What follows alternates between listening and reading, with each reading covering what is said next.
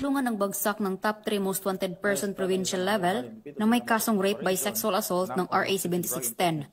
Matapos itong maaresto sa sitio Tugas, Banawag at Shepherd, Barangay Guadalupe, Cebu City, noong ika-27 ng Setyembre ng taong kasulkuyan.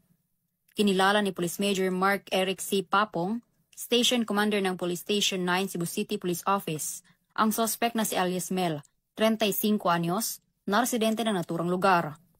Ayon sa ulat ng mga otoridad, ang suspect ay naaresto sa bisa ng warrant of arrest para sa kasong rape by sexual assault, Article 266A, Paragraph 2 of the PRC in relation to Section B of RA 7610 o Special Protection of Children Against Abuse, Exploitation and Discrimination Act na may 1 milyon na rekomendadong piyansa. Kasalukuyang nasa kustodiya ng Guadalupe Custodial Facility ang suspect para sa dokumentasyon at tamang disposisyon. Paalala lang po sa ating mga kababayan na huwag magdalawang isip na tumawag at mag-report sa ating kapulisan kung may mga kaguluhan. Bawat tawag ay mahalaga para sa kaligtasan ng ating komunidad. Maraming salamat po. Mula dito sa Cebu City, ako ay inyong Police News Network Correspondent, Patrolwoman Flora May Azares, alagad ng batas, tagataguyod ng Balitang Pulis.